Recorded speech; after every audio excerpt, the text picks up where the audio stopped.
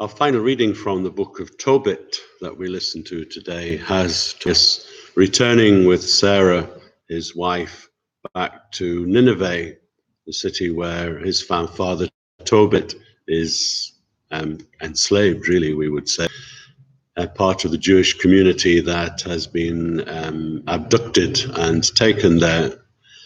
And Tobit meets Tobias and then goes with Sarah, Tobias's wife, his daughter-in-law. The story concludes with basically Raphael, the archangel, telling us who he is. And it comes about when Tobit says to his son, "You must pay your companion for what he has done for you."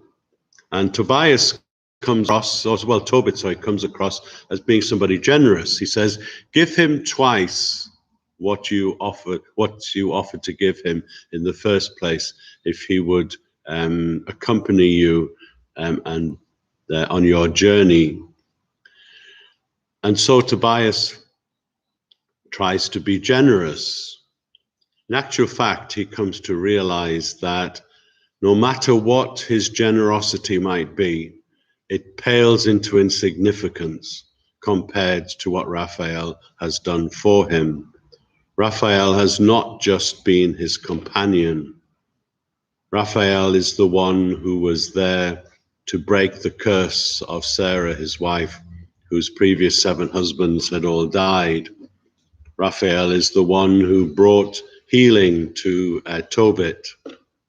And so the situation is that whereas Tobias thinks he's being very generous, and he is being generous, there is no way that we can ever outdo the generosity of God. Tobit is thinking that by being overly generous to Raphael, that Tobias is demonstrating a generosity beyond what Raphael has done for him. But God can never be outdone in generosity. What Raphael had done was far more than what Tobias had thought. He was the one who interceded for Tobias and for Sarah, and so brought about the destruction of the curse that had brought an end to the lives of Sarah's previous 7 husbands. That sort of situation is something that we can recognize when things go well in our lives. We recognize God's blessings, and as we recognize God's blessings, we recognize very much everything that God does for us. Where it becomes more significant and more important is when things go wrong in our lives. Those are the times when we should recognize the generosity of God. It's very easy for us, and lots of people fall into the trap of thinking God has deserted us. I've lost count of the number of times people have told me they don't believe in God anymore, or they don't go to church anymore, have nothing to do with God anymore, because of things that have gone wrong in their lives, and so they blame God. And in a sense, that's all right. We can blame God. We can reject God. Because when we decide to come back to God, he will always be there to welcome us. He'll always be there for us. And that's the thing, I think, for us to recognize today. To recognize that when things go wrong in our lives, rather than concentrating on what has gone wrong, those are the times we should stop and think, what are the good things that God has done for me? God gives us life.